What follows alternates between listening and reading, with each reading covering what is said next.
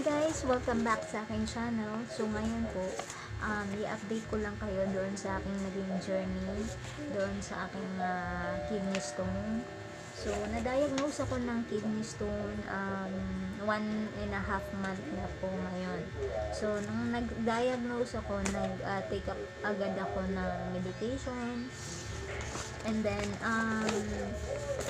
after 1.5 month ng medication guys, nagpa-laboratory test ulit ako.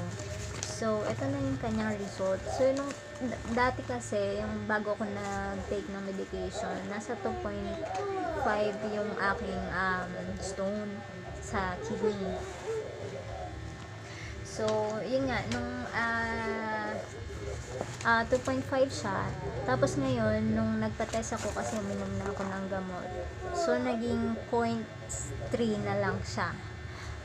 By the way guys, 2 kidneys ko pala yung merong stone. At yung sa right side, yun yung medyo malaki. May malaki na siyang stone talaga. Yun yung 2.5. And then yung kabila naman, meron na mga nabubuong maliliit. So kaya pala nung dati, bago ko nagpa-check, meron na akong nafe-feel na parang pain na rin dito sa kaliwa. Akala ko mga normal lang yun. Tapos nung dumaan ako ng CT scan, yun, nakita siya na meron ding maliliit na stone sa kabila. Kasi nung una, naka-KUB lang ako. So yung right lang ang nakita na may stone. So yung left yung nakita. So yun nga guys, nag-take ako ng medication. Actually 3 months yung medication natin. And naka 1.5 month na ako ngayon.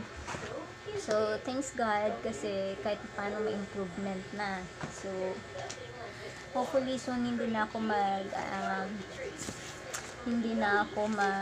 tawag dito. Hindi na ako shockwave kasi nag-shockwave ako dun para dun sa aking 2.5 sa aking right kidney. So yun nga, naka 1.5 month na rin ako doon. And then after ng nag-take pa rin ako ng medication, which is 3 months siya kailangan. So good news naman ngayon kasi lumiit na yung aking stone. Pasensya na kayo kasi gising na yung baby ko at nag-iinarte. So yun guys, maraming salamat sa inyong mga prayers and sa lahat po ng family ko na talagang malalay din sa akin at saka ingat sa gastusin din. So maraming salamat po. And then nga pala guys, meron ako